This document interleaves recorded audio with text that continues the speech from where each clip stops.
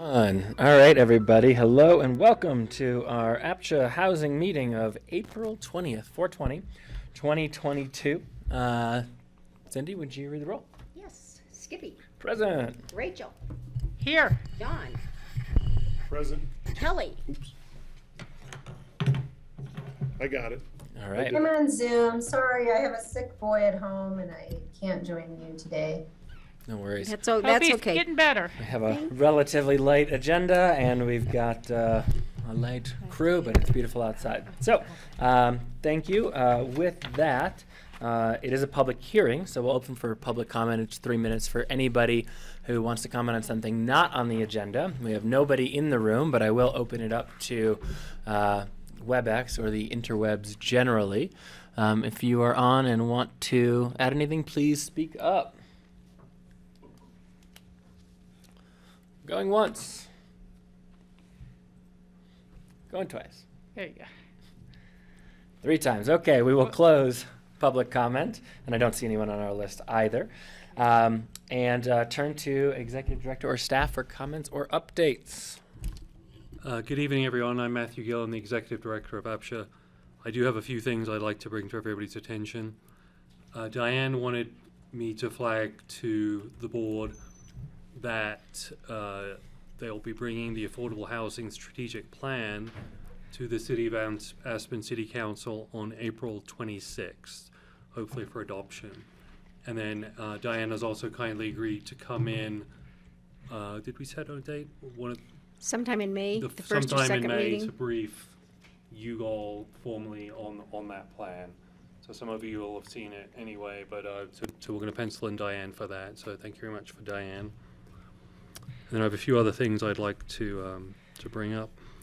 One is that after the meeting, last 2 weeks ago meeting, it was a very good idea by the board to for us to advertise the vacant Chairperson units that we had down Valley. We are doing that. We've gone ahead, and our colleagues on GrassRoots also reached out, and we're going to be putting a slide up on GrassRoots TV as a little ad advertising that. So we're taking some measures. So thank you very much for that. That was a great idea, and we really want to see what happens on that. I've also scheduled another outreach session with Woody Creek, with the our friends down in Woody Creek, and that will be on May 3rd. We tried very hard to get a facility in Woody Creek. We were not able to. We reached out to the tavern, to the Mountain Rescue, and the fire station, and to the Metro Board as well, but we were not able to find something in Woody Creek, so we're going to do it at the library again. I'm going to be requesting some volunteers from the board to staff that up like we did last time. So if I wrote an email to everybody this afternoon, and I'll follow up on that early next week. So I want to get a written and email invitation to our friends in Woody Creek early next week, and that'll. Matthew, yes, one ma'am. last thing. Did you try the community school down there as well? I don't think we did. That might be worth a try. Let me try that before we cement this in. It's just up Lanedo Road a little bit. Okay. Yeah. I also don't. I don't know enough about this, but from the last meeting, were there any homeowners there who were particularly interested who might host? I'd prefer not to do that. I'd prefer to keep it neutral, but Yeah. I mean I thank you for the thought. And we're going to have Reverend Wendy is penciled in again to host that. We want to do it with Reverend Wendy again as a moderator. I don't think we'll be able to use her every time we reach out to a community because it's Be a lot. yes, that's right. But we have got her this time. I thought it was worth doing this time, but I don't think that's a viable model for every reach out. And Sandra and I are also going to be going down one lunchtime in May. We're going to be setting up a table at Aspen Country Inn, just with no particular agenda, just to meet the folks out there. And that's another example of the kind of outreach we're going to be doing. That's physical outreach, and virtual outreach kicks off tomorrow. We're doing our first Facebook Live reach out, and that's tomorrow at noon. I don't know if starring's the word, but starring me from noon to Featuring. Featuring. If I do a good job, we can elevate me to starring. Featuring me, and that's tomorrow on Facebook from noon to 12:30, and people can submit questions in advance. And I'm also going to hopefully take the opportunity to walk people around the website and show them where the buyer's guide is and that kind of thing. But even more exciting, in May, Julia, who is on our staff, who's bilingual, Julia and I are going to do it in Spanish, and we're going to advertise that in some of the local print media in Espanol. So look for that. And I wanted to really do it in May with Julia because she's going to be going on maternity leave soon. So I was like, we've got to grab her before she disappears for a while. But we'll also do that. And we're going to do that dedicated in Spanish in May. But going forward, if people want to submit questions in Spanish, that's fine, and we'll deal with that. And my Spanish is good enough on an ad hoc basis to deal with it. So we're reaching out on that. And I'd still would like board members to submit a inspiring quote and a selfie to me for Faces of APCHA, because I would like to get that program, and so you're not quite off the hook on that one. I've So already done it. I know Skippy. I'm not doing it twice. Skippy gets a gold star for doing it first. And David said he'd do it first, but he didn't actually do it. So But he did say it first. he said it first. That's something. Tisk to David. And Diane, anything else? Okay. And I'll leave it over to Cindy. Thank you. So right now, we do have some opportunities for people to purchase. We right now have a Category 2 3-bedroom no, is that not right? It's coming up on Friday. Oh, that's coming up on Friday. Sorry about that. We also have a Hunter Creek 2-bedroom, which is a Category 4. And there's right now a 1-bedroom at one of the newer projects, South Aspen Street. It's a Category 4 1-bedroom. That's we're advertising right now. And actually, next week we're also getting a single-family home at the North 40. Oh. And it'll come through us. And it's going to come through us. And lottery process. Yeah. Awesome. Yeah. So we've got some things coming up. It's a mixed bag. So definitely, if you're interested in purchasing, please get on our website and sign up for notifications. And if you're interested, you just have to remember that whatever category you are, you can bid up only one. So if you're a Category 2 household and you're a single person, you cannot go for the Category 4 1-bedroom unit. I just want to put that out there. So it is just a reminder that you can only bid up one category. Awesome. Thank you, Cindy. I wanted to make a small comment on that. Thank you for that. And it's just that really looking at the Hunter Creek, because I live at Hunter Creek, when you add up all the HOA dues, and that's before utilities are added in, it's well over $800 a month for a 2-bedroom. You know, and it's $160 towards capital reserves, but I would doubt that's really sufficient for all they need to do there. So it can be higher than your mortgage. So the attractive sales price is really good at $217, but after they get in, they go, wow, didn't know these dues were going to be $10,000 or more a year. Right. Thank you. Got it. Thank you. Anything else, Cindy? Nope. Any other questions for Kelly? I can't see you on here, so if you are raising your hand, just speak up. Okay, now I got you, actually. Now you're up there. Okay. That's great. All right, thanks. My only thought is on the Down Valley stuff. Thank you so much for doing that. Regardless of what response we get, would just love a board update, because I think some of us are like under the impression that had we just advertised, it would work, and if it turns out we still get none, that will be good info for us too. Yeah, absolutely. Okay, awesome. So we will close that section of the meeting and move to the consent agenda, which is the minutes of April 6th, and I would take a motion to approve or amend. I will move to approve. I wasn't here, so I was going to abstain. Ms. Kelly? I'm sorry, what? Would you have any interest in seconding a motion to adopt the minutes as written? I Okay. wasn't at the meeting, so I generally tend to not. I can second this, Chair. Yeah, okay, I'll second it. No He- offense. he then I'll do can't. that. He can't? I Because can't. he can't That's right. vote I'm not a 'cause voting Rachel's member. Rachel's voting, Yeah, no, you yeah. have So he one of you can't. guys is gonna have So to. I need Kelly or Or- John. If I'm abstaining, can I? You can, yes, you can still, but then you can abstain. Okay, But So you can second but abstain. I will second. just a point of order. If we have a vote and it's 1-0, should we just wait till the next meeting? No, I Well, you'll have three. You'll have Kelly. Well, she may abstain too. She wasn't at the meeting. Oh. Yeah. Tom's got his hand up. Ask Tom. Tom. All right, if you don't have the appropriate quorum or voting members on the approving of the minutes, you can postpone it to the next meeting. Well, I guess technically, since we have quorum to open, we can take the vote, but can one person approve it, or do you have to have 3 to approve? Well, you have to, it's just like anything else, you have to have a majority approve any motion. Wow. But Kelly's right, if she wasn't there, then it's probably not appropriate for her to approve minutes that she doesn't have Got it. You just postpone them. firsthand Yeah. knowledge I'll of. bring him back at the So next would meeting. you make a motion I'll to? withdraw my motion and I motion to approve or vote on the minutes next board meeting, next scheduled, regular scheduled board To meeting. continue. on- Second. All right. So do we have to take a roll call vote to continue that to the next meeting, or is No. that's I'll just bring acceptable? it back. No, it's fine. Okay, great. Well, we're moving through quite expeditiously.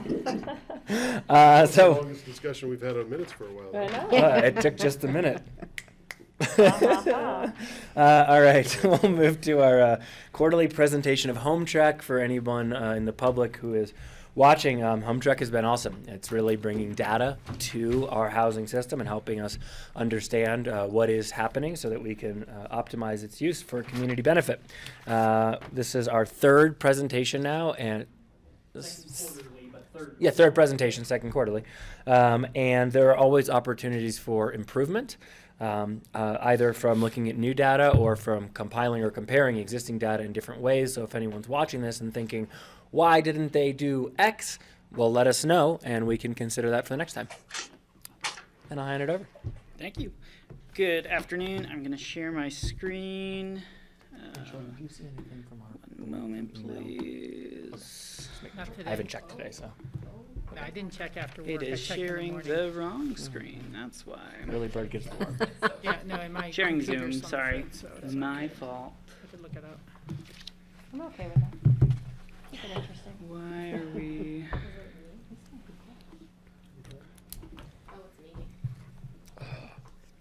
There we go.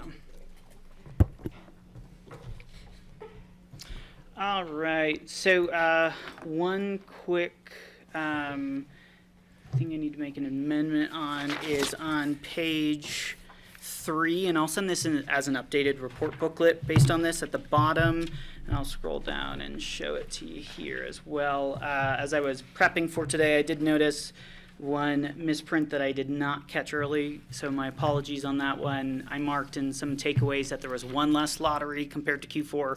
There were actually 2. We had 2 duplicate listing cases for the same unit, so it picked up both of those lottery dates. And I'm sorry I didn't catch that. And then that will go in tandem with the report on page, where is that?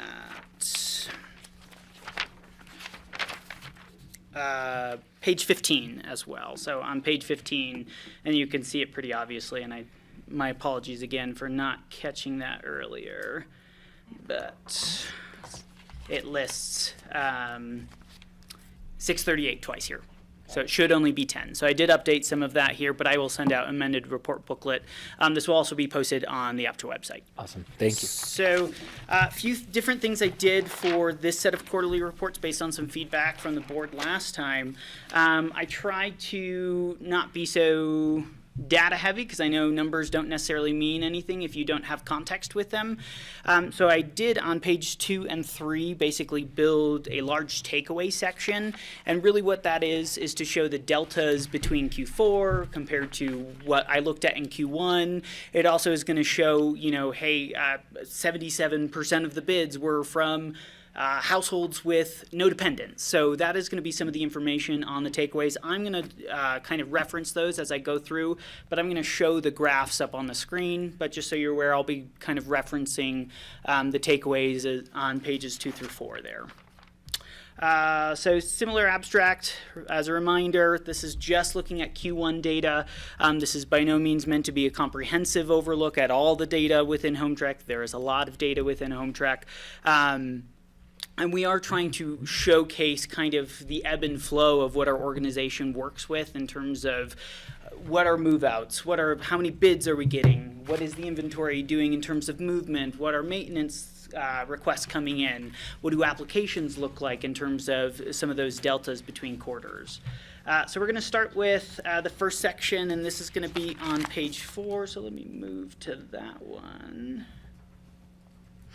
So this is an overview of APCHA numbers. I gave you last time, but I just want to talk about some of the movement. So last quarter, or when I presented this back in Q1, we had 3,124. So we actually had a net loss of 1 unit. And that 1 unit was a deed restriction that was released. It was 609 West Bleecker. It was released in February 2022, and the owner paid an impact fee of $227,231.69. And then there were some numbers that moved around with regards to the kind of the subcategories with regard to ownership and rental, and then what we call other units. Our ownership actually increased by 3 to 1,655, and where that increase of 3 came from is we had them classified as ownership/rental units, and what that means is their deed restriction allows them to be either or, depending on what who the current tenant or owner is, and so we just clarified what is that unit serving right now in this particular quarter. So those are being occupied by owners. So that's why that's all an increase. Our rental also had an increase up to 1,350 by 5, and where this increase came from was again a clarification. We had 5 units that had an ownership type of blank, meaning we weren't sure exactly whether they were long-term, whether they were seasonal, whether they were ownership rental. So we were able to dig into those deed restrictions and clarify that those were long-term rentals. Were they previously double counted? No, they were just listed. So if you look in that other total other other. units, they were under the ownership type So blank. that's dropped by 8 then, Yes, commensurately? or that would have dropped by 5. 5 and 3? Yep, and then we lost 1. Okay. So then, yeah, so our others decreased by a total of 9. That's the 1 that was released, the 3 that were clarified from ownership rental to just ownership, and the 5 that were blank to long-term rental. And then again, I didn't provide this in the takeaways in this portion, but this is the breakdown of units within city limits.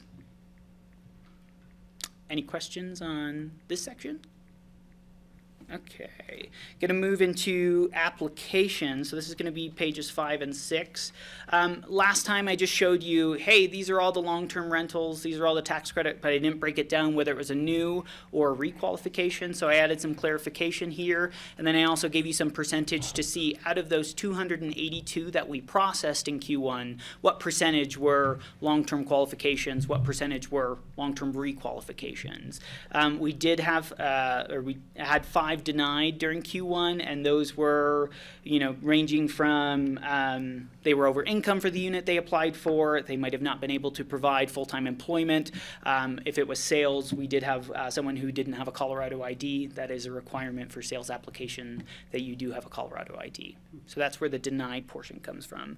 Some of the takeaways on that one are we actually saw less approved and denied applications being processed by 187 compared to Q4, but it's when you look at where that huge drop was from, we didn't really process any seasonal applications. So we actually saw a net decrease of 179 compared to Q4 in seasonal.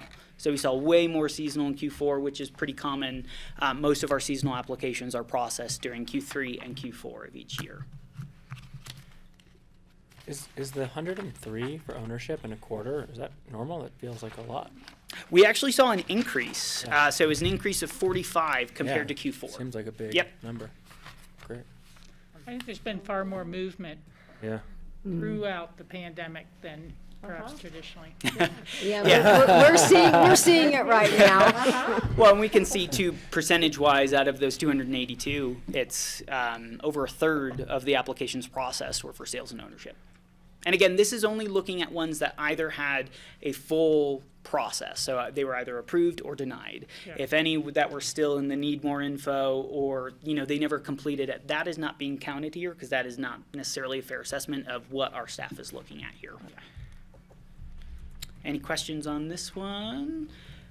What I did on the next one is this is just looking at approved sales qualifications by category. Since we did have such an increase with regard to sales qualification, I pulled the categories of those sales qualifications as those households were approved. So this is saying out of our 103 approved sales applications, 8 of those were Category 1 households. 23 were Category 2 households.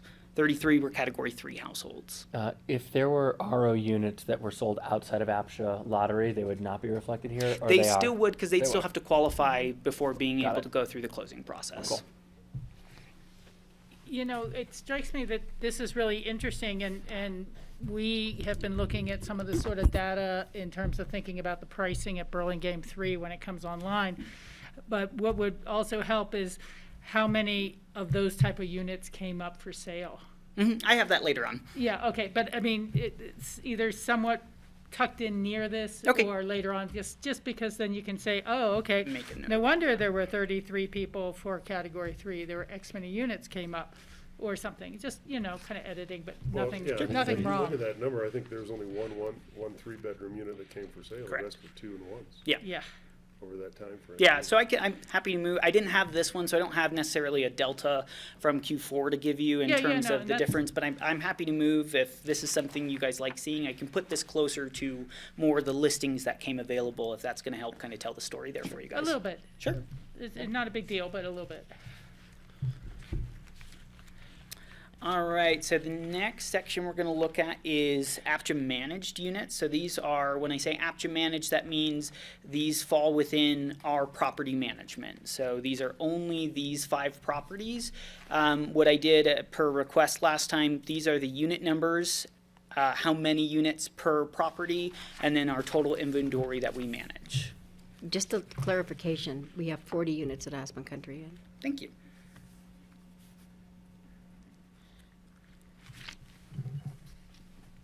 So I'll make that update and I'll send that out with the amended report booklet. So what this specific page is looking at is we're looking at new and renew leases. We actually saw, again, a decrease in the number of new and renew leases that our property management oversaw. They did 22 less compared to Q4. And really what that works out to is only 11% of our inventory either went through the process of going through a lease renewal with property management or signing a brand new lease. So not a very large amount. Again, not that atypical. We don't typically see new leases, especially for Marolt, being signed in Q1. Obviously, most of those would happen in Q3 because move-in is September 1st, or Q4 if they move in, October, November, December. Any questions on that one? All right, so next one is talking about move-outs. We only had a total of 5 move-outs in Q1. So again, that's only 1% of our total inventory that's all a move-out. And that is, they had an actual move-out listed. They have physically vacated the unit during Q1. Yeah, and just, you said this, but if the public's watching, that's not for all of the affordable housing system. That's just for the That's just out of that 351 that we 351. manage. Yep. The rentals. Yeah. Correct. Again, pretty typical. Marolt's going to see a huge increase for Q2 because all of their leases end on April 30th. So when we look at Q2 of 2022, this page is going to look very different just because of that turnover of those seasonal leases there. Yeah. I really appreciate the whys of people moved out. That's really good information. Yeah, thank you for, sorry I didn't call that out. I added that in the notes down here. We had 2 out of these 5 that they had purchased a home, 1 transferred to another unit, and then 2 was, we had 1 resident pass and then did not requalify. And just to get really picky here, but do did they buy free market or were they able to get APCHA homes?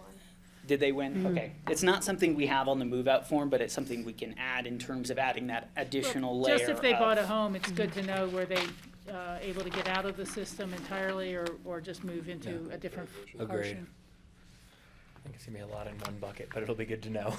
Yeah. I know we asked that for people who list their sales units, but I Right. do not believe that is on the move out For the for rentals. APCHA manage. So We should check Okay. on that. Yeah, Yeah, I think so too. it's not a big deal. It just keeps filling in the picture. Yep. All right, moving on, and this actually kind of goes to the conversation you guys were having with Matthew with regard to some of those tax credit units. These were units that were listed in Q1 that are managed by APCHA. The units we had 5 units listed during Q1 or over the course of Q1. And they were all tax credit units. We didn't have any T1 category 2s or 3s. We only had the LIHTC, the tax credit. This number here, how our regulations are written is that once a unit is listed, an APCHA managed one, someone has to submit interest. We open it up for a certain amount of time, and then from that list, we look at who has the longest verified work history in Pitkin County, and then we start going down the list from there, offering the unit, and then going to see if they qualify. So that just says in this, for this one Aspen Country Inn, 25 people submitted interest. One note here is I included the max incomes for both ACI, Aspen Country Inn, and for T2. ACI's is based off 50% AMI, which is category 1, and then T2 is based off 60%, which is between category 1 and category 2. Category 2 is 85%. I may understand what we're looking at. So these are individual properties, and that's the total number of people that submitted interest in that individual Unit. property. So for the one bedroom, LIHTC 60, is that 60% AMI? Correct. Yeah. Okay. So these are all category 1 units, effectively, in our nomenclature? There's 2s. T2 we don't classify as category 1 because they're 60%, category 1's 50%. It is 50%? Yeah. Okay.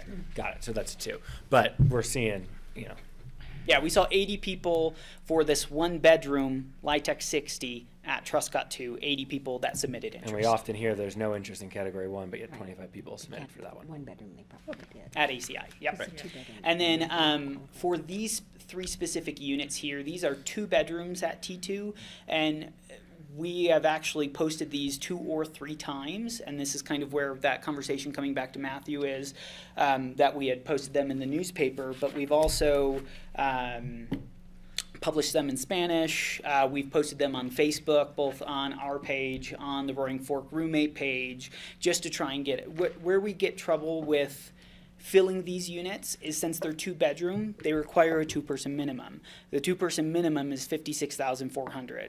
It's really hard to find 2 working adults that can fill a 2-bedroom. So they can be filled mostly by, single parents or, 2 parents where only one is working, and they have a dependent. Yeah.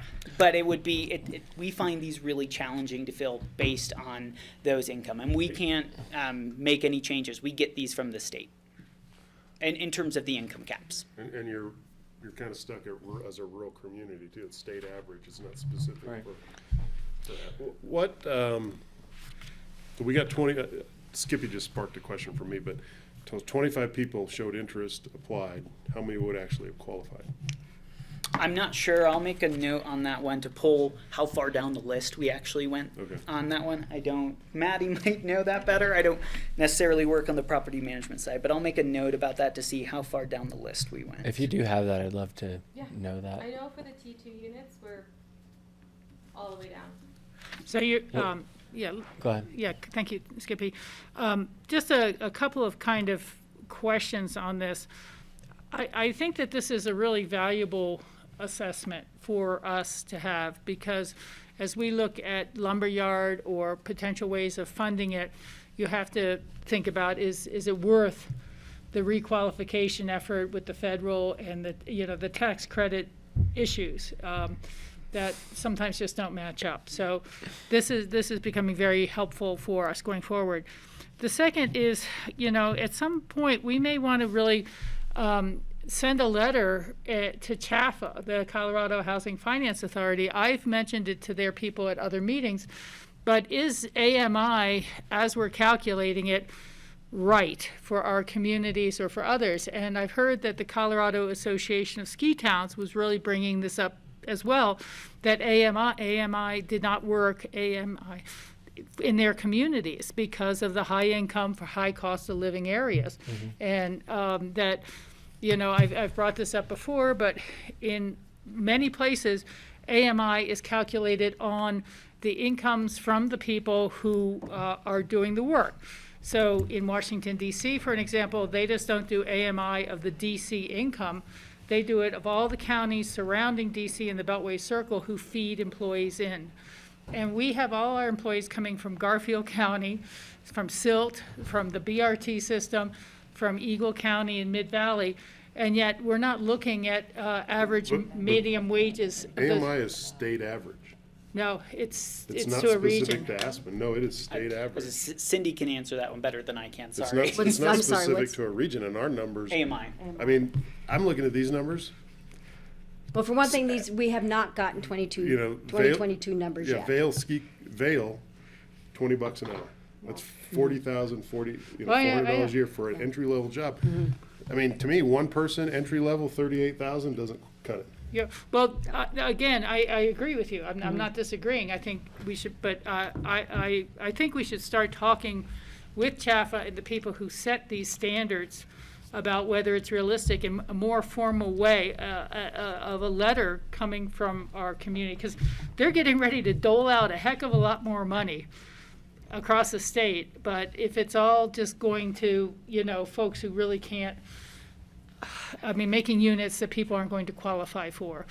Yeah, I was gonna ask Rhonda But Shrewsbury in Roaring Fork Apartments what her qualification, levels because are, she's, yeah, that was a They have tax tax deal. credit properties Yeah. as well too, but I'm not sure if they're at 50 or 60%. I can't remember what they actually went in on, yeah. how that got approved. And Cindy, just a clarification, just to follow up on what John said. Pitkin County AMI is calculated for Pitkin County. It's just us. Yes. Okay, So so it's it is, 117,000 or some number It for is- the, It's what we base it on is a 4-person household. And at 100% at a 4-person household. In 2021, it had gone down from the year before, but we were able to keep the incomes the same. We did not have to move them down. but We kept them the 50% of same. AMI is, you know, double 38,000, what is that, 70, Well, if it's a 2%. 76,000, 77,400 for one person, right?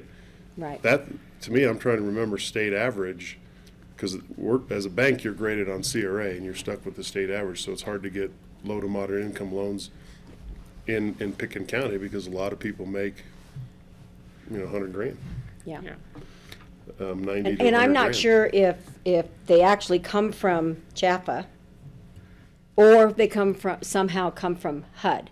Because because HUD is the one that oversees, obviously, this whole thing.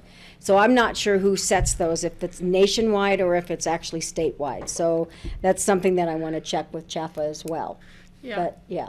It seems that perhaps even at some point, a little bit of a white paper or briefing paper about AMI to answer all these various questions. Is it set by HUD? Is it set by the state? Is it best calculated only in Pitkin County, or is it more appropriately counted where the workforce comes from to set those standards? I don't know, but I keep hearing various concerns that AMI is not working in resort communities, and I know it became a major lobbying point for CAS this year.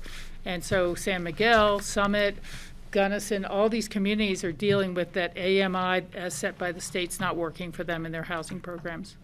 Kelly, you had your hand up, I think, for a second, but it's down. Do you have anything to add? No, I think I've said this before, but the AMI is set by HUD for the county, and then, you know, we've used those numbers and how we set our categories for APCHA, right? So each of our categories are based on a range of AMIs, which change and shift per year. I will say, you know, I mean, this isn't really APCHA's world, but the money that is coming down, will be eligible for higher AMI projects and things, which is great for our community. You know, CAST and county organizations and myself personally worked really hard to make sure that the legislature knew that higher AMIs is what we need because of what the wages are and what our workforce is and how it still is not a sustainability wage up here. And why our programs continue to need to be subsidized for those higher AMIs now and going forward. I don't know, I guess the question for me, I don't know what the status of conversations are, would be to like revisit some of these LIHTC projects and how they've been, what their AMIs were set for, and just illustrate to CHAFA how the difficulty that we have actually utilizing the housing that they helped us build based on these AMIs that just don't reflect the reality on the ground for us here. And I'm happy to pose that question to start to figure out if there's an opportunity to move that forward and make these, I guess, easier to fill. Diane, did you want to? Yeah, just to Rachel's point about a white paper or something, in the Roaring Fork roadmap process, DOLA has allocated funding for consultants who are updating the Roaring Fork 2019 Regional Housing Study. In that, we specifically talked to them about the AMI issue.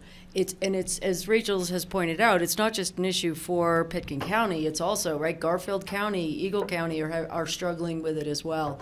And so they will specifically, I don't know what that's going to look like, but they are going to look at wage versus the AMI question. I know we're going to have a long list for Liz Exberg when she starts as our new policy analyst in July. But that's one of the pieces she's aware of, as you know, Rachel, as is Chris Everson. Thanks. Yeah. Well, And can I just jump in a little bit again? Because Yes, and I then I'm going to find go to it Rachel really and then interesting. back to John. Sorry. Yeah, I find it really helpful to look at the AMIs next to the distribution of jobs along, in their sectors and wages. And that information, I thought I sent it to everybody, but maybe just to Cindy, is from the state demographer. And it really shows just how many jobs we have, which are the bulk of them, that are below even the 100% AMI level for Pitkin County. And so if you look at those together, it starts to really put together, I think, a picture of how much money our workforce is and isn't making. Yeah. Rachel? Yeah, no, thank you for all that work on that, Kelly. I appreciate it. The thing is, too, is if we could dig into how does HUD set that AMI? Was it a request from APCHA 20 years ago to say Pitkin County only? Or can you request that you look at it as more of a region from HUD that census the number? I just don't know. But again, when I'm looking at other communities where they're at least on the record of saying that their AMI goes beyond their individual county boundaries, how was ours set? And do they ever update it? Or was it, because again, if I think back to the beginning of the program, all we really thought about was Pitkin County, and there wasn't quite as many commuting workers at that point in time. I'm confused of that motivation, though. I mean, that brings in a broader population, right? And it brings in, people aren't Yeah. making, Yeah. I'm paying tellers $25 an hour in Aspen, I'm paying them $20 in Glenwood Springs, right? Yeah. So you're lowering this number that we're talking about, when the real problem is you're trying to make it so we can put people in because they live in Pitkin County and work in Pitkin County and they make more than 38.7 in a one-bedroom household. Is that what we're trying to do? Well, I guess I'm trying to get down to what are some of the real wages and what people have an ability to really pay in this community. Part of the issue for me is that area medium income accounts for any earnings that people have and they bring here, and then they deposit into the community, whether it was stocks or retirement homes on Red Mountain. And when you average in those sort of income levels with ours, I just don't think we're getting a solid number. But that would speak to that, in our area median income, I mean, the number I look at for Pitkin County is 117,000 or some number, right? This is coming from somewhere else, Yeah. and to me, it's depressed. It's not the right number. I don't know what is the right number, John. I'd just love to find ways to get at it and have these kind of doubts in the background answered. Again, as we're trying to do research for pricing for Burlingame 3, we've been looking more at Bureau of Labor Statistics from Colorado to say, what are people earning in these jobs? What are their annual incomes? And so sometimes people have a really nice high income, but the business is only open 9 months a year. And Hotel Jerome just closed for 6 weeks. And half of those people will be talking to Health and Human Services real soon about getting their benefits while they've been laid off and things like this. So those are the kind of the surrounding. I'm just trying to, again, find out was it originally set as Pitkin County boundaries only? Is that appropriate or not? And what are the real wages people are making? And we can go from there. I'd love to see us be able to have a basis for actually raising those cap limits if we can. But I think we'd have to make a pretty good case to the state to do so. But that needs to be specific for Pitkin County, and understanding that the groceries cost more in Aspen than they do in Glenwood Springs. I mean, in Elgibel. And here's what somebody's making. Here's their actual disposable income when it's all said and done. And here's what they're spending on other things to be able to live.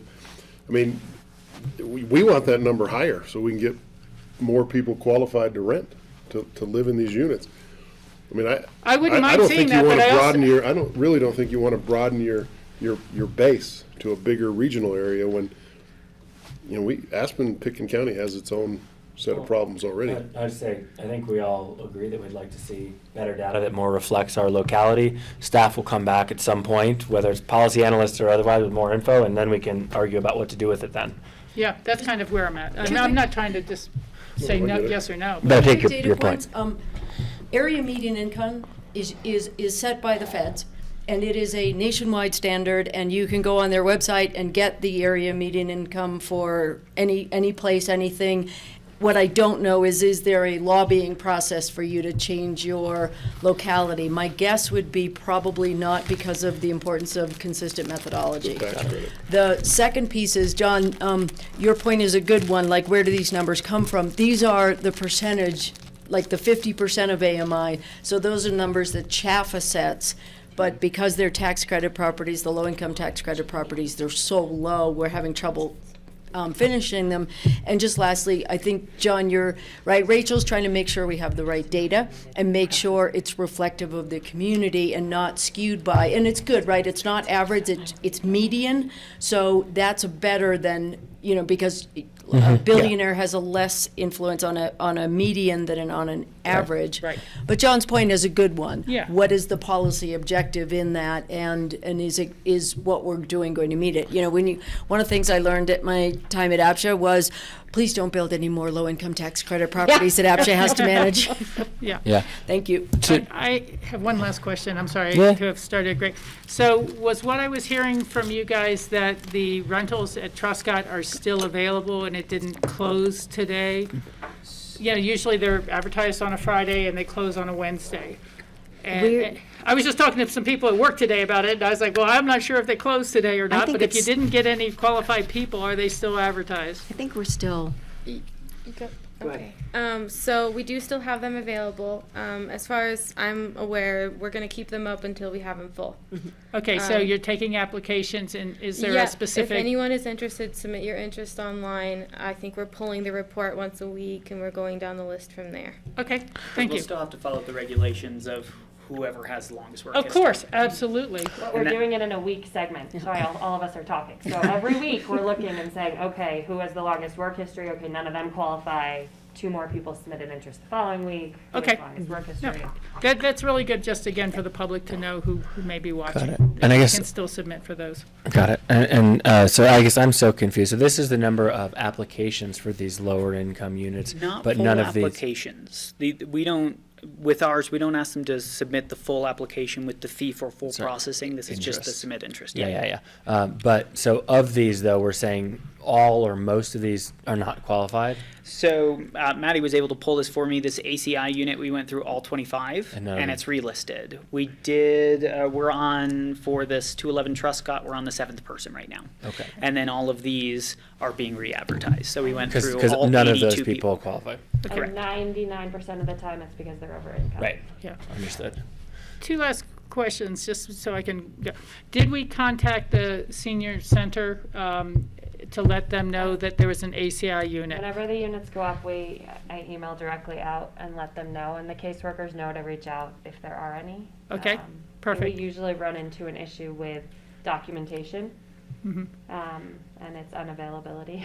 Yeah. But we try our best to work with both the caseworker and anyone to. Okay, as long as they're Yeah. getting, it, hey, we got one of these, if you guys have anybody. And then the second question was, because I missed last week's meeting, I'm sorry about that, guys, or 2 weeks ago.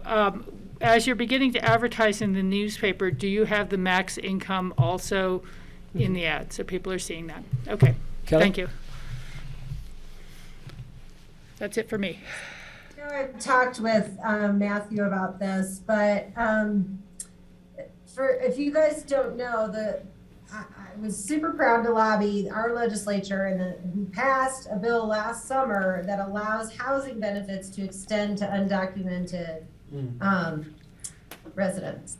Amazing. And wonder if this is the type of have extended the application to undocumented, if these units would be filled. And I just want to prove, I think, I would hope that we have a conversation at some point about how we would treat that in our regulations.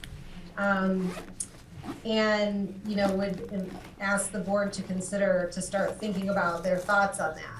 Yeah. And feeling about it, because I do think it's something that I would like to see us discuss here, and I hate to see these units, empty when perhaps they could be filled by people who are working. So, just so I understand, Kelly, so that this is now, it is permissible at the state level to have undocumented workers in these units, but you're saying it is prohibited by our internal? No, there's a carve out right now which you can use public money for undocumented workers, but it expires in July. Okay. So but then under the APCHA regulations, it clearly says 6 you have month to be an minimum. American citizen or an LPR. So we will see what happens in the summer to that legislation, if it's extended for like a reasonable period of time. And then we can revisit it. But right now, we're just keeping an eye on what the situation is in Denver, and then we'll have a look. Okay, regardless of what happens to that, I'm hearing Kelly make the request, which I would agree with, to start the process of amending our own regulations to permit those individuals. And I guess I'm curious if you guys are also interested in looking at that. I'd be interested, but it's really quite confusing to me. Yeah, it's very confusing right now. Because, Yeah. employers are supposed to be using E-Verify to verify who anyone they hire and is making a wage is documented. And so at what point is there a real conflict there? I mean, how do they show their work hours to us without their employer now getting an INS fine? Right. Fair enough, yeah. And it's also, verifying employment would be much more complicated from our point of view, because people probably wouldn't want to do it if Yeah. they were hired, Yeah. had some off the book. So we're keeping an eye on it, but I don't think it's ripe to do anything Action. on with, Yeah. I mean, if there was anything in the future, it would have to be written as language in our regulations that was highly conditional. If this and if that, contingent upon various state actions or federal allowances. Kelly, does that satisfy your itch to have staff just keep an eye on it for now, or would you advocate for something different? It's not taxpayer dollars. Yeah. I mean, I'm gonna do some further digging on this because, you know, Department of Housing has managed to deal with this. So I feel like we can figure out how to deal with Yeah, this Kelly, that'd be great. as well. Yeah. Great. Tom?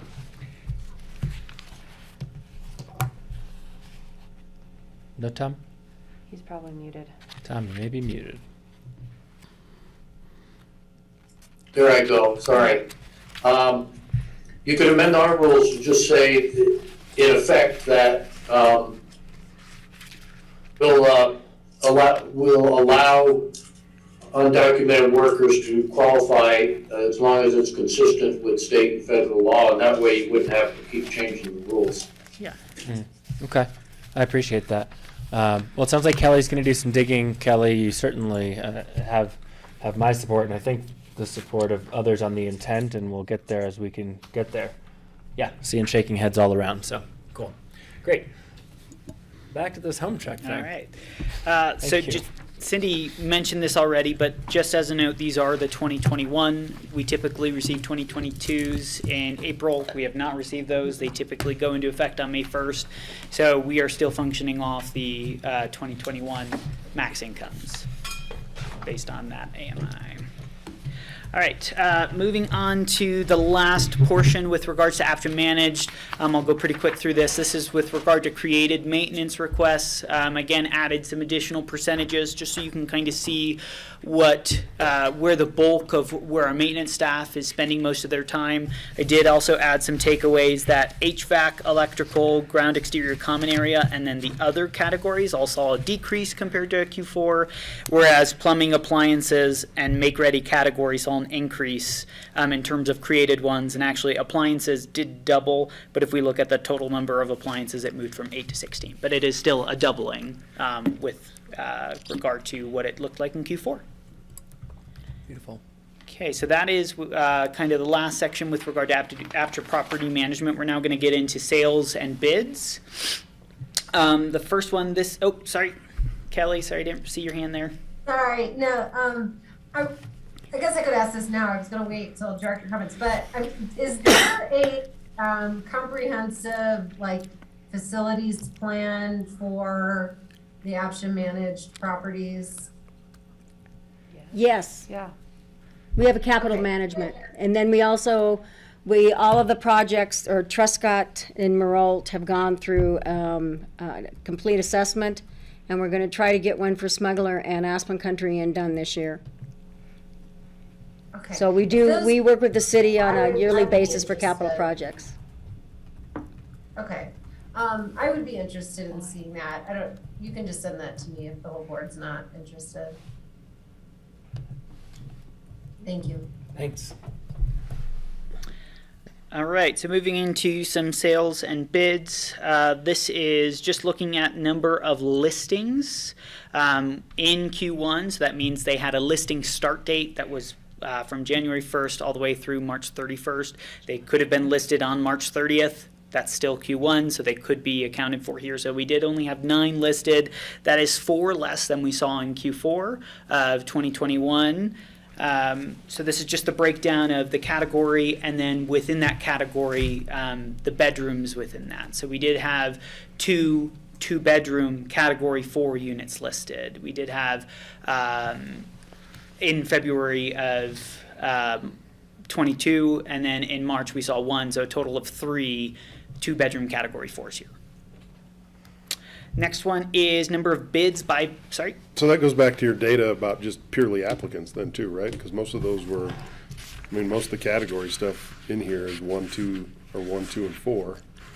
Applicants from a previous slide, we had a Yes, large yeah, they number. can correlate, but this is also just showing this is what had a signed listing contract and then had a start date to go to the public lottery system within Q1. Well, what became available Yes, to bid on. and can so drive then- it, very much so.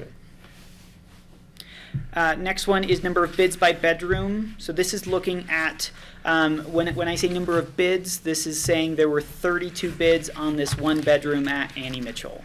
There were 52 bids on this one bedroom at Lone Pine. So it's just looking at bedroom size and number of bids. We can see that there were the majority of our 349 bids that came in during Q1.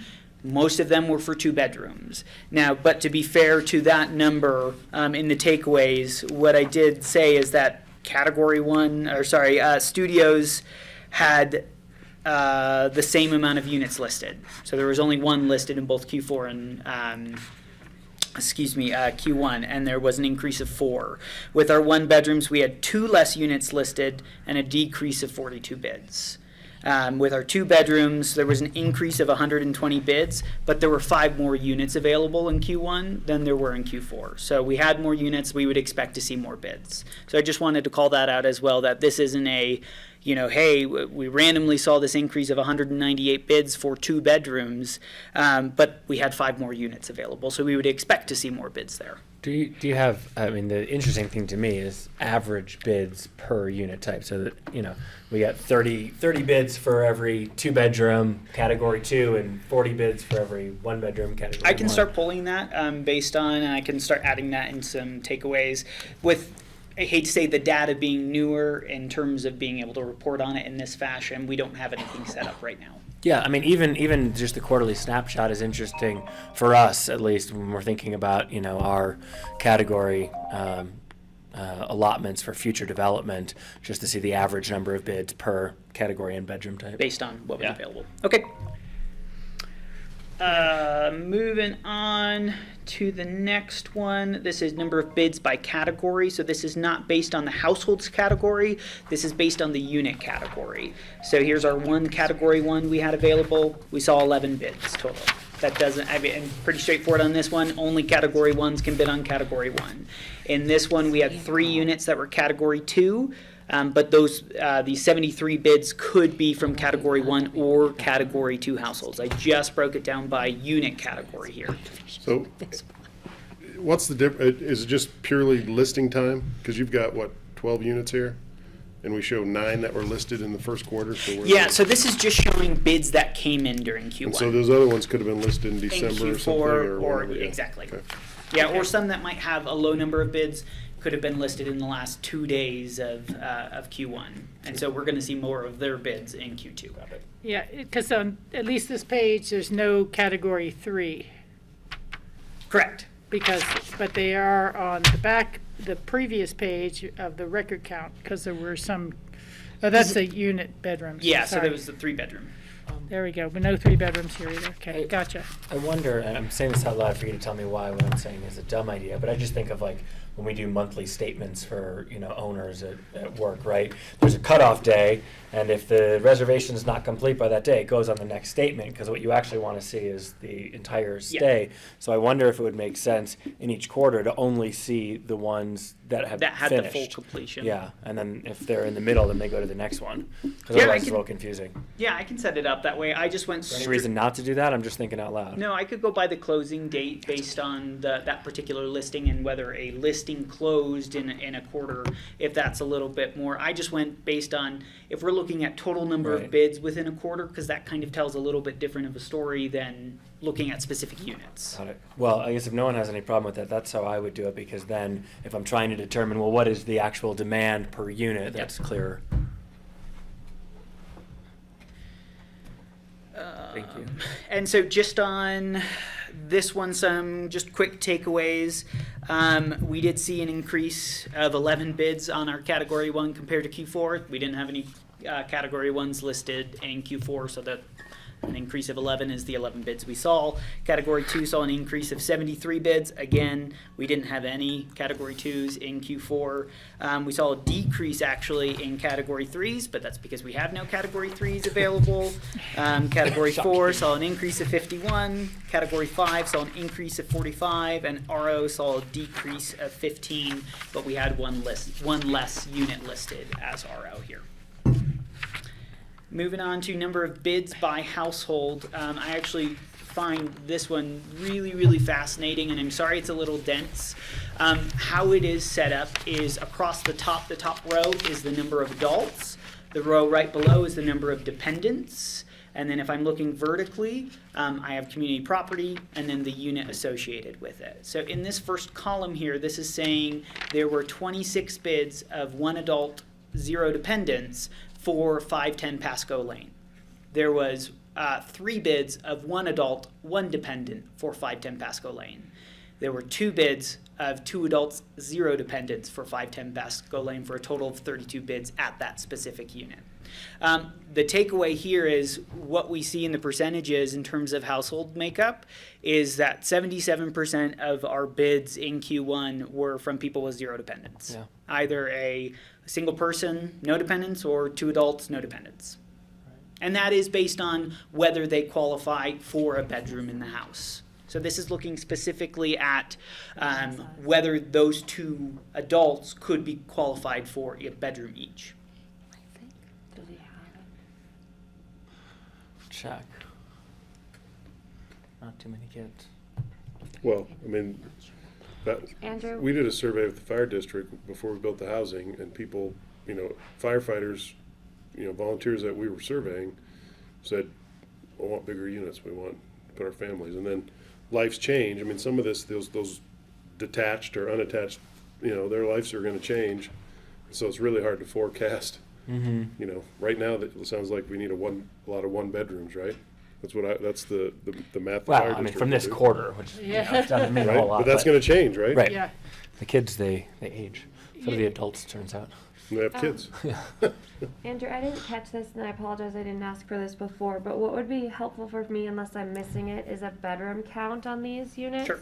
To know what size they are, because yes, we're seeing lots of 1-person households, and I apologize for not catching this, but it would be nice to know if we're talking all 1 bedrooms here. I know a few of them are not, but. Yeah. Yes, because you are allowed to bid on if you don't qualify at the top priority for the number of bedrooms, a single person can bid on a 2-bedroom. They're just going to be at the lower priority. Yeah. Yeah. Okay. No, I think that would be really helpful, because I'm trying to remember, but isn't all of Annie Mitchell 1 bedrooms? Yeah. So they're all going to be 1 bedrooms. You're going to get a lot of 1 bedroom people there. But, kind of a second thought here is John was mentioning the fire district and wanting to fulfill their units. It would seem that perhaps if you have 3 bedrooms, you can't fill, and APCHA has a 1 or 2 bedroom unit, could we trade uses so that you are able to place the people you need in your unit, and we're able to put the people who need a 3-bedroom in a 3-bedroom? No, we're reaching out to other first responders. I mean, our Oh, okay, yeah. other But other agencies, and I think we've got Aspen Police was the first one to reach out to us. Okay, I was just thinking that maybe there could be some sort of, because you don't want to let it go entirely if you might need it in the future no, without getting exactly. some sort of boot in return. So, Yeah. okay. All right, moving on to the next one. This is the number of total lotteries that were run during Q1. Again, please ignore the duplicate there. There were actually only 10. My apologies for not catching that earlier. And so this is just the breakdown of how many we saw. Actually 5 in January, 3, and then 2. Okay. Next page is looking at the winners of those units by their household size. One thing to talk about real quick, this second row here that says in-complex and false, that means that none of our winners were current in-complex winners. Okay. And then this is, again, just breaking down the household size based on the bedroom that they won. So there were 2 1-person, 0 dependents that won a 1-bedroom.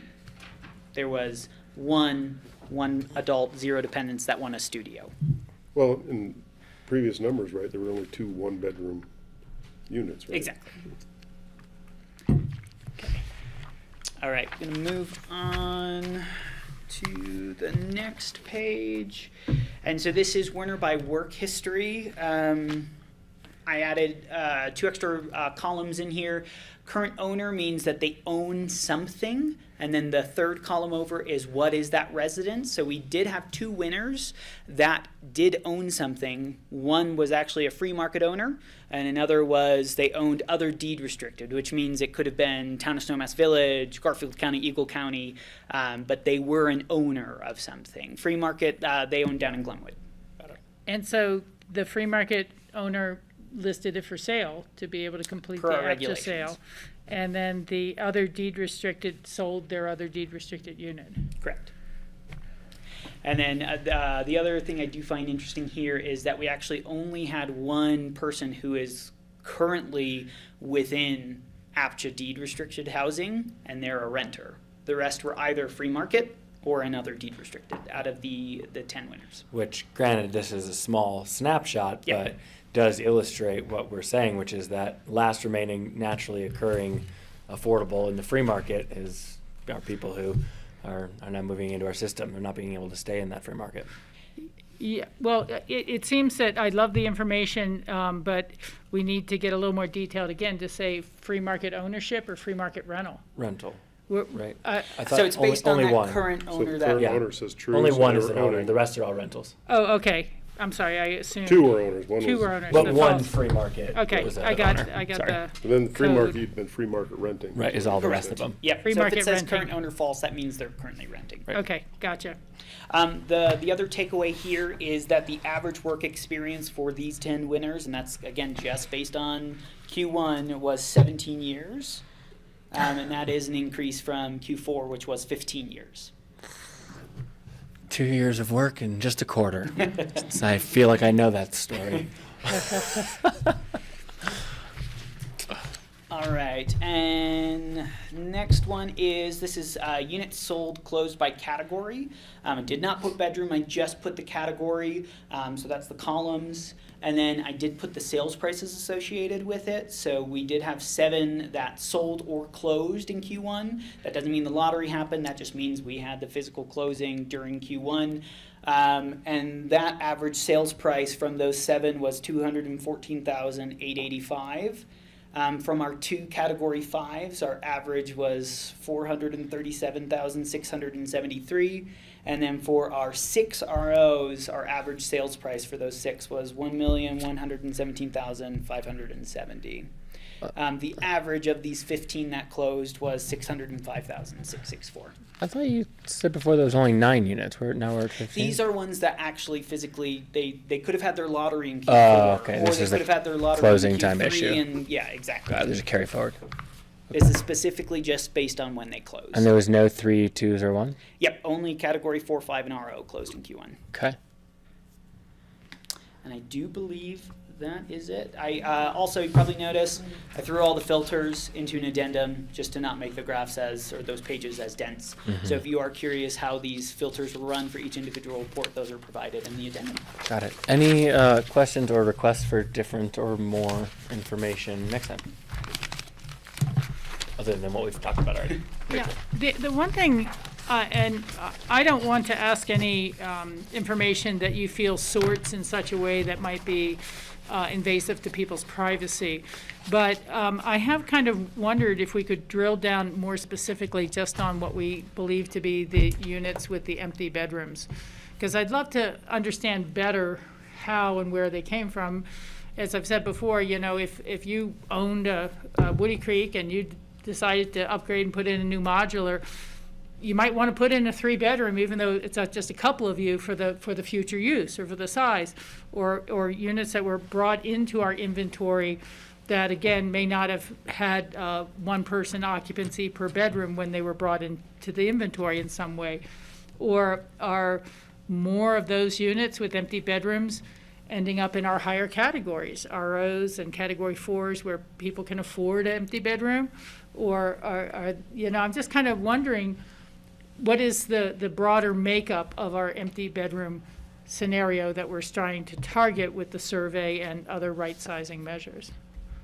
So that's the only thing I would think would be helpful to have a better understanding of, you know, if it's a empty bedroom situation and it was just purchased in the past 2 years, you know, we would all feel a little differently, I think, about it than, well, how did that happen? As opposed to maybe it's someone going through transitions in their life and they are expecting their kid to come back from college, or their partner just passed away or something like that. I just want to get a better sense of the empty bedroom.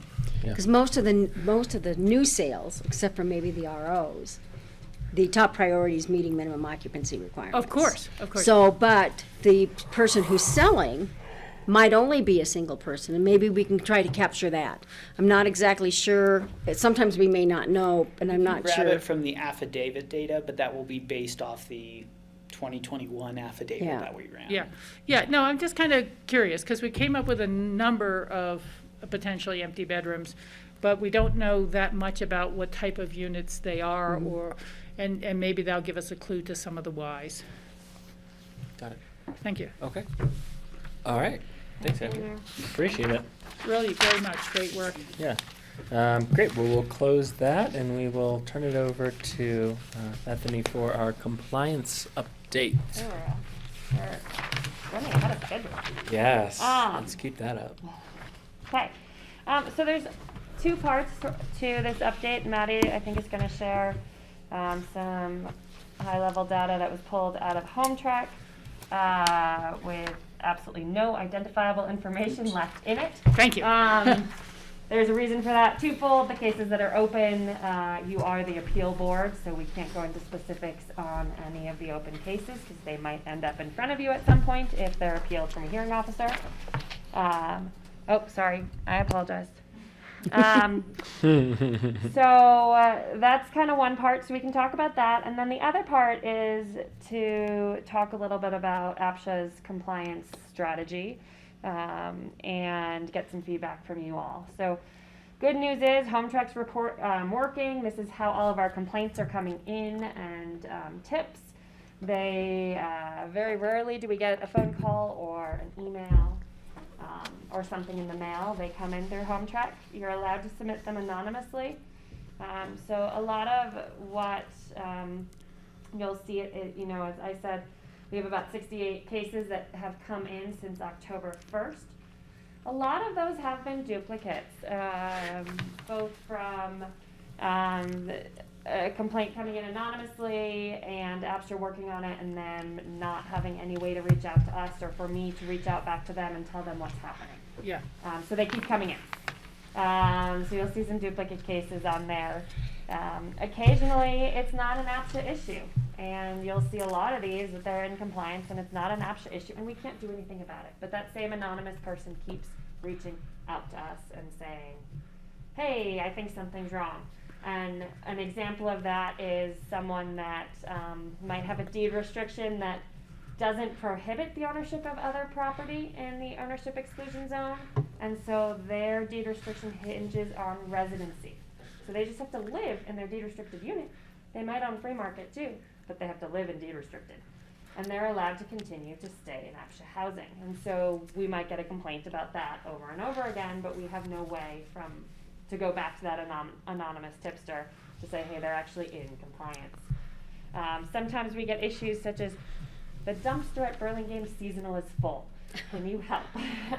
These sort of come in through the compliance world, so that's also why there's non-APCHA issues. Or my neighbor was really loud last night. Could you tell them to be quiet? Yeah. In a ownership unit. Again, that's not my role to reach out and tell them to No, be it's quiet. the HOA. Exactly. So, a lot of the ones that we're seeing are not residing in unit, not working full time. Some of the others that we are seeing are not paying HOA dues. And so those are sort of the obviously those are the big ones, and those are the ones that we are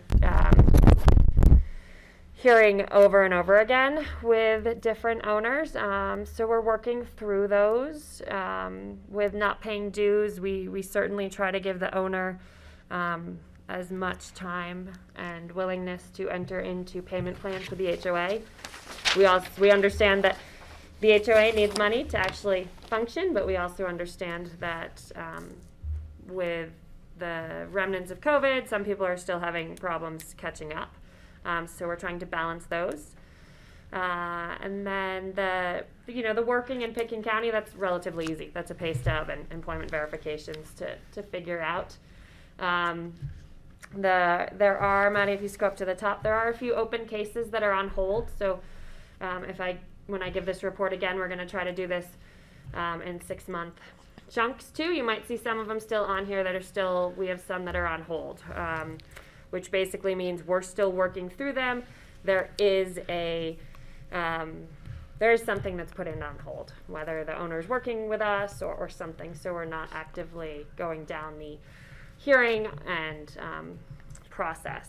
Sorry to interrupt, but Yeah. how does somebody short-term rental, not residing in unit, So the complaint. was out of compliance, now they're in compliance? So the complaint came in that they weren't residing in unit, and they actually had not done a short-term rental. They were taking a leave of absence and didn't have anyone in the unit, but hadn't actually told us that they were taking a leave of absence. And so a lot of that's procedural. They're supposed to request a leave of absence in advance, but if they don't, we'll work with them to get a leave of absence at least on file, and work with them so it doesn't happen again. So they technically were out of compliance, but now they're back in. Yeah, I spotted that one myself, so I appreciate you asking. And there actually were two of them, but you know, maybe the heading of the category should be type of complaint, because if it's saying it's a type of violation, and then I see all these ones and saying not out of compliance, was not out of compliance. It should be type of complaint or investigation, but it implies that there was a violation by having that titled violation. Of course, and this is how HomeTrek was set up, so some of this we can, Sure. tweak, and It's great to see this kind of report. I really appreciate it. So we can work on it, and I'm looking over at Andrew to. We can make some title changes, and certainly make it more user-friendly, even coming back to you if we don't change it in the system, making those changes for next time we present. Sure.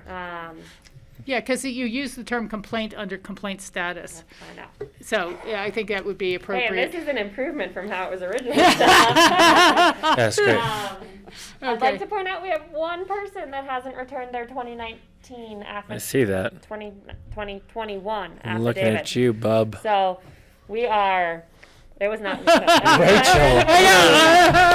Headline. Wasn't her. So that's my only comment I will make on an open case. Really, is that we have one affidavit we're still outstanding, and Maddie was very nice, and we drove all around and posted notices on our remaining doors. Yeah, to thank try you to for get that. them to- Thank you for that. to do that. So, you know, in my memo to you all, I said there's been 3 units that have sold or are in the sales process due to compliance efforts in the last 6 months. What we are seeing is people are just working with us. Yeah. They are not going through the public hearing process. They're not ending up on the front page of the newspaper. They're saying, yep, okay, you figured it out. I'm happy to sell. Yeah. Which is great. Yep. And so we have I think 1 or 2 more that will be going through that process within the next 6 months. So we're certainly willing to work with folks if they're agreeing to sell, if they're in the wrong. You know, here's a couple extra months. Let's figure this out. But it certainly saves time on the on our side from both legal fees and time spent in litigation. So that's good.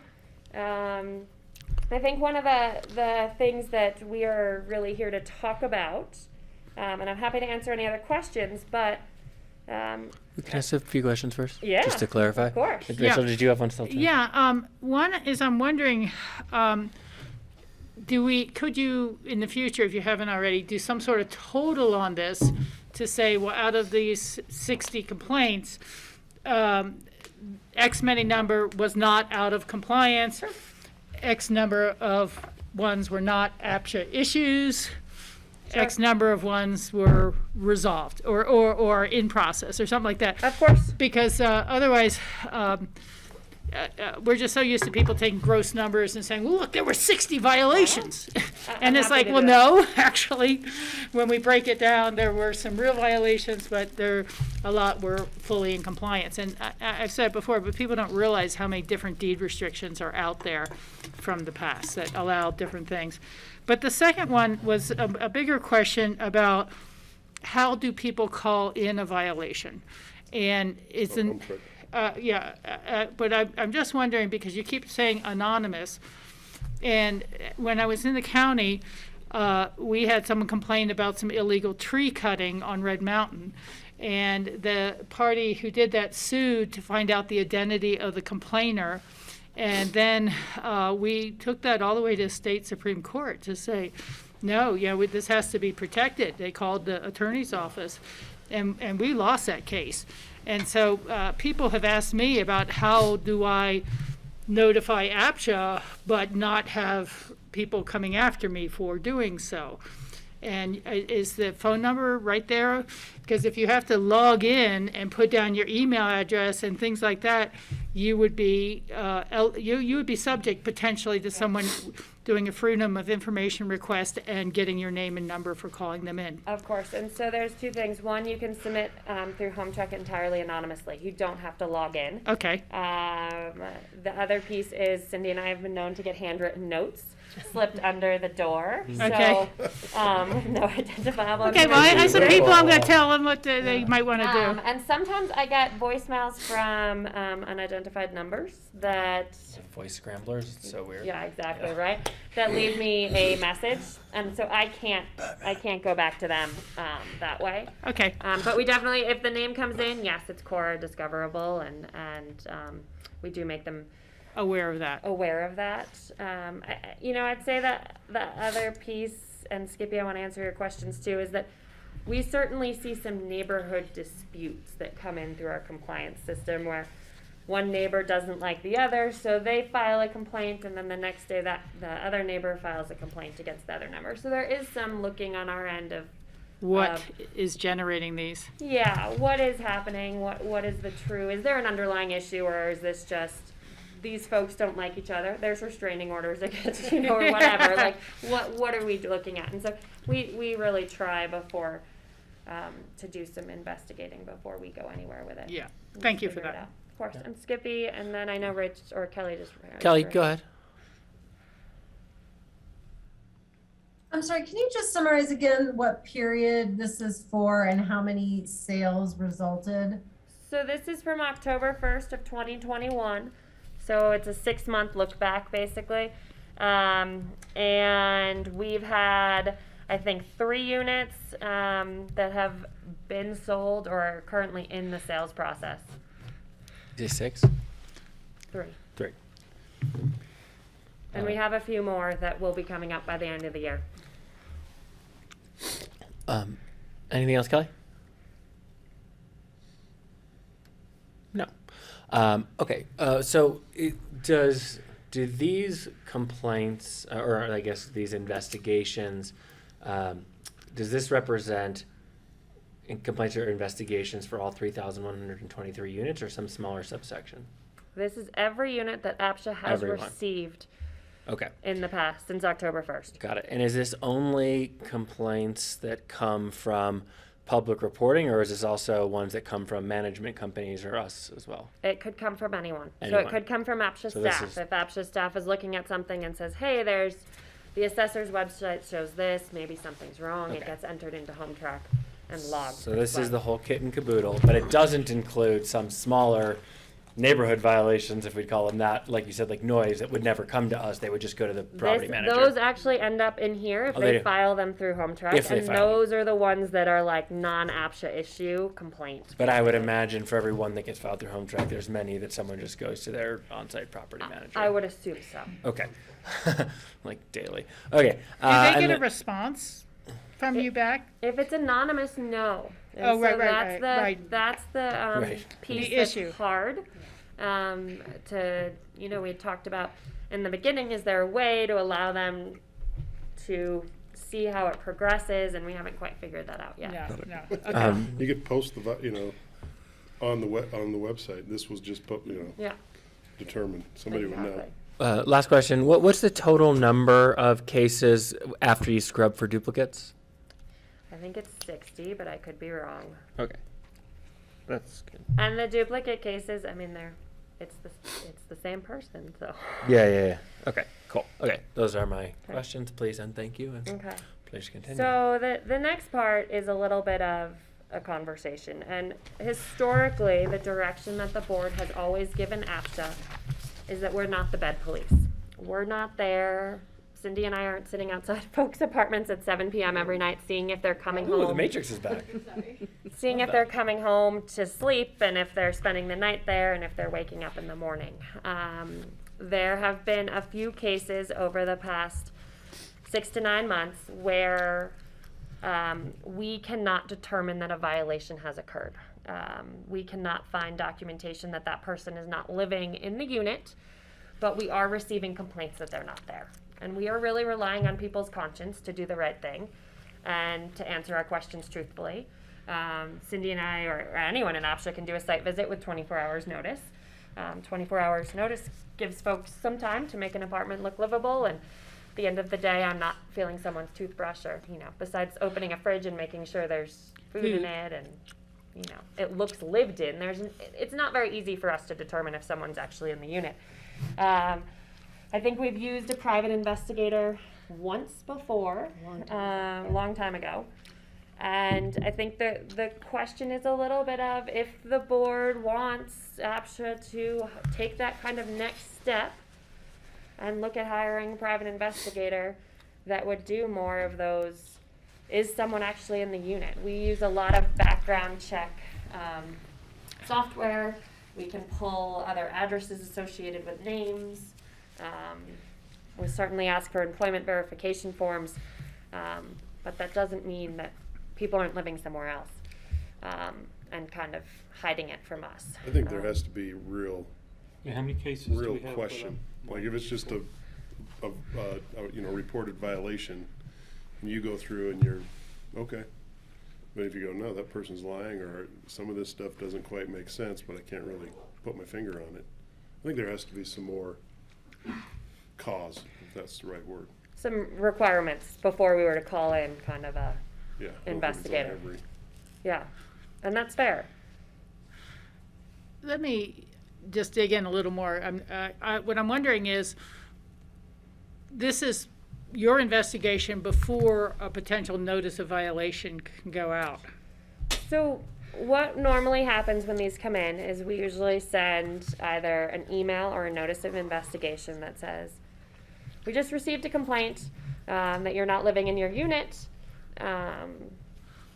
Please provide us an update on this. Please provide an employment verification form so that we're Right. verifying. And then we've done a little bit of social media digging, background check to figure out if is there an address in Denver that's coming up? Are they owning right, property right. in Denver? And so it's giving us a really good idea that they're not there, or we can, really figure out that they're not there. If we can't, if there's no other addresses that are coming up, but we've gotten a couple complaints that they're not in the unit, it's a he said, she said situation. Right.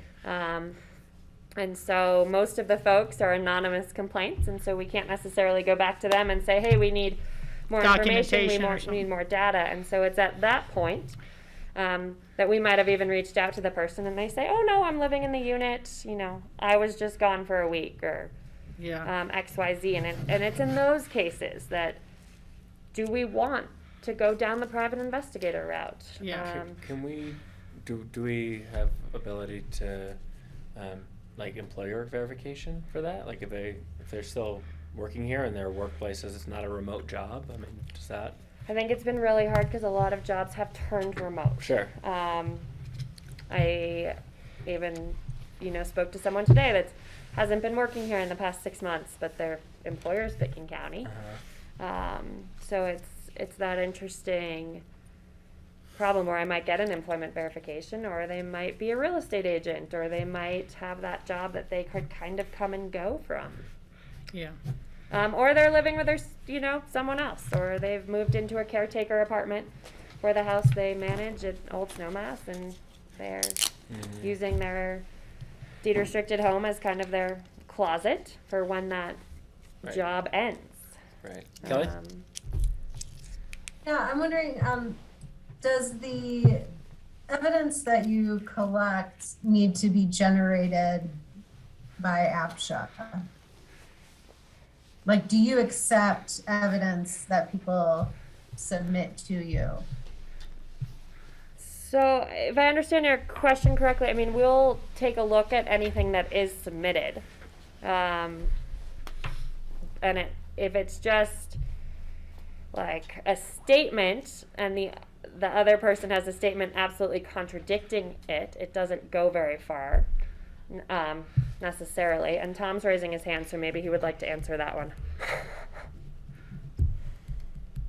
You're gonna have to unmute him. Oh, no, he got it. If Kelly, if this helps, what I have always recommended to staff is that we anticipate that every notice of violation will end up being litigated. And that therefore we need to meet judicial standards of proof. So we can accept even anonymous complaints, but you can't obviously put an anonymous person on the stand. So you have to find independent corroboration of anything you hear from a anonymous complainant, and that information we have to conclude would be admissible if we were going to court to defend our position. Does that answer it? Yeah, sort of. No, it does. I mean, I guess I just wondered if people are submitting. Well, we do documents to you, in the. Can you accept it if you find it to be credible, or does Yes, we have to absolutely show all the evidence? Okay. we accept information that comes from third parties, but we tell them that it's not going to do you any good for you to tell us this unless you're willing to testify or we get some independent corroboration. And that has happened where people are not anonymous, but they don't want to surface. And I'm not going to question their motives. A lot of times they're scared about retaliation, but in that situation, it's not information that's of much use to us. But sometimes we might get documentary evidence of some kind or something like that comes from a third party, and that's fine. That's usable. Thanks. Rachel. Well, I'm kind of thinking about it in terms of how do we be more proactive than where we are now. And so part of that strikes me is in our new deed restriction, do we have a clause that upon a note of investigation, you may be required to submit your current year tax form, which would, maybe they bought it in 99 and now it's 2002 and they can give you an employment verification from Aspen, but the income tax will show other details, unless they're lying to the feds, that you wouldn't get. And so maybe that is like a proactive clause that we can put in. It's already in there. Yeah, That's in there. So most of our deed restrictions require that if APCHA requests information, it has to be provided. Okay, so do current tax forms give you a delta to work with on some of these, or no? Potentially. You have to file your tax returns to where you reside. Yeah. But most of the time, folks would use their deed restricted address regardless. Well, I'm just saying, I'm thinking more of the W-4s. Where did their incomes come from? Yes, and sometimes that helps, and sometimes it doesn't, to be Okay. honest. A lot of it's with, current trends, real estate agents and Yeah. other folks that kind of have these jobs up and down the valley or can move or can work remotely. It's been a little bit more challenging. Yeah. So- I mean, I guess my conclusion is I feel similar to John, that if it's more than the first call in, you've already done all of your 100%. investigation, and you think it really deserves a further look. But I really would get legal advice from Tom, as I'm sure he's given you in the past, about those sort of things, because the challenge is, it can be used as a harassment tool, and somebody can try to harass someone they're having a grudge with. And I think we had a former member who reported her neighbors for having moved out, and they hadn't. They were going on vacation for 2 weeks, and but there was bad blood in the neighborhood, and they created some real issues. And I kept getting calls to see if I could have that person removed and things like that. So. So I worry about the harassment side. I think it's something that should be rarely used, but there's nothing that forbids us from having that power, and I can't see allowing an abuse a potential abuse to go uninvestigated. And I think it's ultimately, or not ultimately, 100% the last resort that we would ever Yeah. take, because it's not something we want to go down the path of either. And you talked about being more proactive, and one of the things I can't give you a start date on, but we are going to start auditing with, being more robust, doing more a year, and just sort of we need to get fully staffed again. And once we're there, really Yeah. work towards that, because that is proactive, because the audit requests tax returns and employment verification and those sorts of W-2s. So it does give us, more of a snapshot of what's going on. And So, Well, I think that for some people, seeing it ramp up to that higher level of scrutiny is going to mean like, well, maybe I really need to kind of do something now. And I understand, I could be wrong, but I thought that once we feel someone's in violation, their appreciation stops. if the deed restriction allows, when we issue a notice of violation, their appreciation freezes until the matter's resolved. So if they go to sell, then their appreciation could have been frozen from 4 or 5 months ago. In today's market, where the CPI keeps going up, that's a big deal. Yeah. But Okay. it freezes at that point. so Do we have any other punishments for people who go by the deed restriction that we should put in? That should you be forced to sell because of violation of these deed restrictions, a recovery fee of $2,000 will be assessed to your unit, or something. I mean, just make it a little more firmer in the original deed restrictions. Yeah. It's a consideration. So what I'm hearing from you guys, Rachel and John, is that yes, we're open to pursuing sort of a more invasive approach than we have before, but in limited situations when it's Well, we've already absolutely done it. necessary. We've done it We've before. done it before. It's That's been why I done don't- before, I but they're don't saying think it's there not any- practice, and they're asking for us to kind of I don't think there's okay. any action that needs to be required. I think this is on a case-by-case basis, and you have an executive director that goes, you know what, this is BS. I've said They're that. completely lying. Let's go spend the money. All right, but so just to summarize what I'm hearing, Kelly, is that something that you agree with? Do you have any different thoughts you want to add? No, I think, I think the staff has handled it appropriately and should feel to use that tool when they think they need it for a case, and that our, complaints can't go unresolved. Got it. And they need to be pursued. Okay. One thing that I would ask is, this is one that, it feels a bit worrisome, but I understand the necessity of it, so I feel very kind of, a foot on each side of the fence.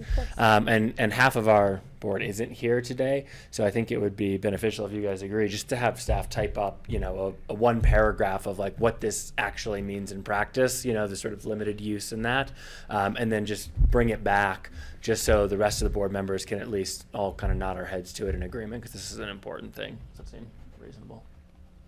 Okay, that would be great. And Great. in the meantime, you have board direction, but if 4 people come back kicking and screaming, then we can revisit it.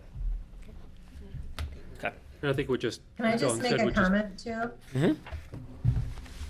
I just want to thank Bethany and other staff for bringing this forward. There continues to be some belief in the community that, that APCHA is wide open and ripe for abuse. And I think some of that is geared towards the regulations. Some of that criticism is geared towards the regulations themselves, and some of that is, I think, a misunderstanding of the actual effort put into compliance, efforts by staff to hold the program with high integrity. And so I think it is really important that this comes before us regularly, whether it's quarterly or every 6 months. So thank you. The data here, and I'm just spitballing, just eyeballing this, 5% of we're out of compliance, right? 5% of 60 complaints or something? Yeah. Yeah. Great. Anything else on this? No? No. Awesome. Thank you, Bethany. That's super helpful. And I don't know when you're intending to bring it back, but at least for me, to do this with the quarterly HomeTrek is kind of a nice thing. I think we were thinking every 6 months, but we can change our or two, depending on what the data looks like. So we can Okay. look at it and see if when Andrew's coming back for quarter. Okay, great. Yeah, if it makes sense. Maybe he could even Amazing just there. insert, a couple pages in the report about it, and And I'll then make him you don't present have to it. present No. it directly. That could work. Then you can work remotely. Yeah, Exactly. I mean, that would actually be a nice thing to have in there, I think, Yeah, and then when okay. the public goes to look at it, it's in the same place. Kelly? Can I, yeah, thanks. This just made me think about, it would be interesting to hear sort of an inventory of the deed restrictions that we have out there. I don't know if that's something to catalog. Would that be a really long meeting? 3,000 of them? That might be a really long meeting, Kelly. But we could just, Well, but I do think it would be helpful for us to track over time, how are these deed restrictions getting updated? And how are we pulling in deed restrictions under the new regulations? Because it would be interesting to know that. I know you all engage in conversations where it's like, well, so what is it? Is it, you can do this, you can do this? And it's like, well, yes. Yeah. But And it's funny, Kelly, because when a complaint comes in, the first thing I do is read the deed restriction to see if what the individual is alleging is even a violation of the deed restriction or not, because I don't know. I mean, it's Yeah. different for every unit. Just playing off of Kelly's idea here, and thinking back to some of the reports we were looking at, thinking about the older deed restrictions. You had, one was bought in this age, and it just went down, and that might be a starting point to actually just say these were deed restrictions from 1965, 1978, and forward from there. But if when we have a sale, we got rid of a deed restriction from that time period, and how many, I see what Kelly's saying. I'm not sure exactly what the register should look like or something, but just That is what we do. but to start tracking how many are in the new pool. Yeah, and you guys also did approve us offering to people out there who've owned for at least 10 years going under any deed restriction. We think that maybe because the consumer price index is just going bonkers right now, that maybe we can get some of these these people who are under really old deed restrictions to go under new deed restriction, because it would start at their updated price as of capture today, and with 3% or CPI, whichever is less. It's been 3% because the CPI's been going nuts. Yeah. So it might very well be advantageous. I'm even considering it because mine was 10% cap of capital improvements for the life of the unit, and with nothing for energy efficient items or anything. So I was stuck at $18,000. So which would allow me to do some more capital improvements around the house and get credit for it. Right. To me, if you love your home, you're going to do them anyway. Right. If you get credit for it, more power to you. But if you really and truly love your home, you're going to go ahead and do it anyway. But we think that we can get some more of these older deed restrictions updated. So we're going to really look at that avenue and try to put that out to some of these owners that have owned for over 10 years. Great. Yeah. Great. Great. All Thank right. you. So we will close that and move to our last and optional part of our agenda, which is Board of Directors comments. And Kelly, I'll start with you if you are interested.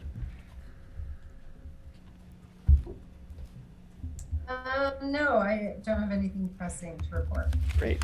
Anyone in the room have anything? No comment tonight. Rachel? Yeah, I just wanted to kind of point out an article I had read in the Atlantic not long ago. Why is U.S. population growth collapsing? And just a couple paragraphs. U.S. growth didn't slowly fade away. It slipped and slipped and then fell off a cliff. In the 2100s or the 2010s, we were already demographically stagnant. Every year from 2011 to 2017, the U.S. grew only by 2 million people. In 2020, the U.S. grew by just 1.1 million.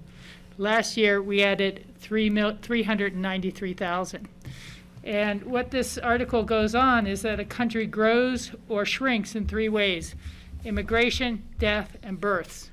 And so it's really talking about this change in birth rate that is starting to dramatically affect colleges because there aren't enough students. Doesn't who feel that way this year. It may not, but it's starting to be, maybe this is one of the last bumper crops.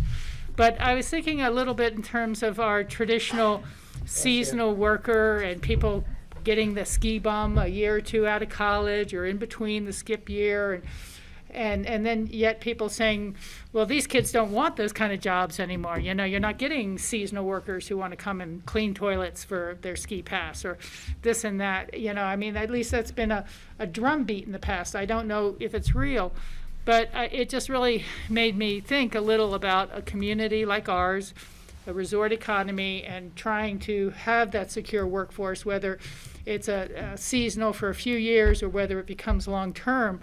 But they're really kind of pointing out that there's not this many young workers who want those sort of jobs anymore.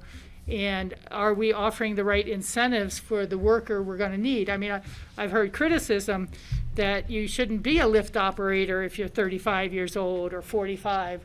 But on the other hand, I hear the ski company's pretty happy to take anyone to fill those jobs in the future. And so it just was a thought piece to bring to people's attention that, you know, are we gearing towards an audience that's effectively shrinking? And the primary reasons are people feel they can't afford children, and we have very limited support for families with children in this country, or reproductive health care for that matter.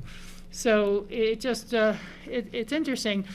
And on the other side of that, we saw over the past few years the clampdown on any sort of temporary workers, the JV2 permits, the green cards, and so you have a population that also has always serviced resort communities and filled in any number of jobs from construction to landscaping up and down the valley, and then that pool has been dramatically cut as well.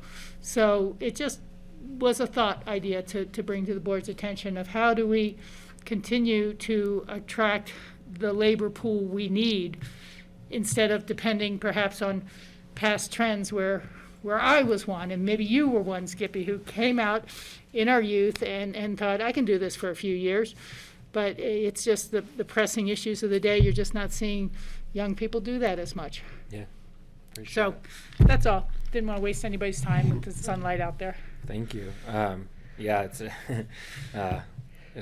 I was definitely one, and it's interesting because, as I understand it, the U.S. has been one of the only, if not the only, major developed countries that has had a persistent growth rate because of immigration, not just directly, but because immigrant families were the only ones that were producing children at a rate that was allowing for that, and that's changing. So yeah, it's super interesting. I have only one brief comment, which was kind of already made by Diane, but I'll put an extra plug. Our strategic housing plan, John and Kelly, that's a big deal, a heavy lift. It's going to impact our work a lot, and if you're willing and able to take a look and offer feedback, I'd really appreciate it. That's it. Sure. Great. And with that, I would take a motion to adjourn. Well done, Rick Head. Oh, I mean. I'll second I wasn't that. going to let you finish the sentence. All right. Cindy, you're in the role. Kelly, Yes. John, Aye. Rachel. Yes. We done. GrassRoots, it's been nice. Go enjoy this warm Thank weather you. and sunshine. Bye. That's headquarters. of APCHA. Recording stopped. Has a business down in Denver. I'll go with It's a my 3PL family. Oh. But